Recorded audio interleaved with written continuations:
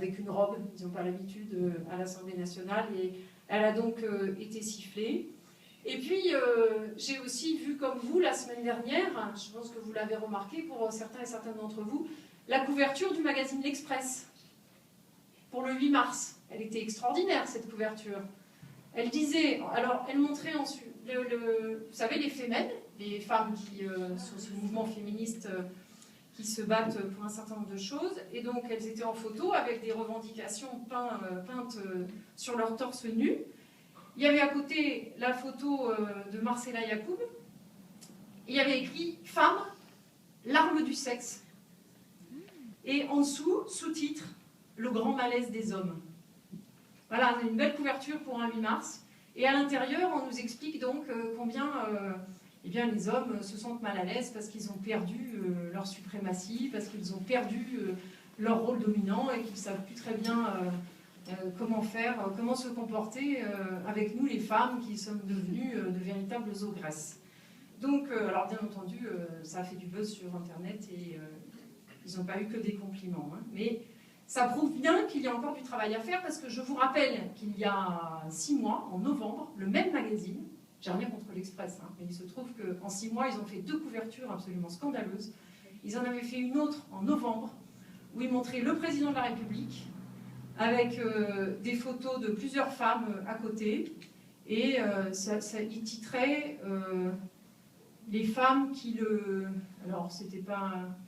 les femmes qui lui gâchent la vie ou quelque chose comme ça. Alors il y avait sa compagne, il y avait son ex-compagne, il y avait Martine Aubry, il y en avait plusieurs. Voilà. Et donc on voit bien que dans l'imaginaire et dans les médias en particulier, il y a encore beaucoup de travail. Donc le 8 mars est encore utile et donc l'association Idem Question de Genre est encore très utile. C'est à ça que je veux en venir.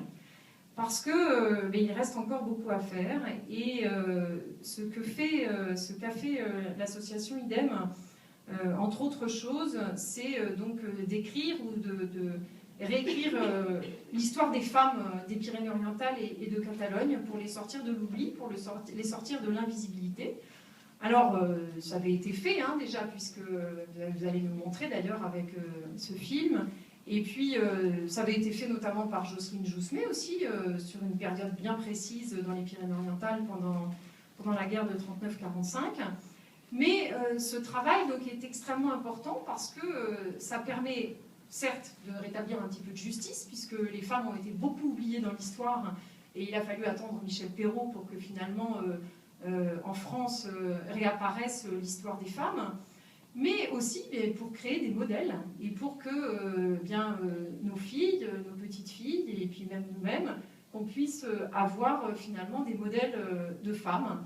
Et c'est un petit peu le sens de ce travail que nous avons souhaité mettre en valeur quand l'association IDEM nous en avait parlé en 2009. Le Conseil général et la région y ont participé, enfin ont financé modestement, puisque c'est l'association qui a fait tout ce travail de recherche dont elles vont nous parler aujourd'hui. Alors, normalement, c'était le jour de sortie du livre, mais je vois qu'il n'y a qu'un seul exemplaire, il a dû se passer un truc. Non, ils sont à 1000. Ah, ils sont là. J'ai eu peur. Donc c'est parfait, tout va bien.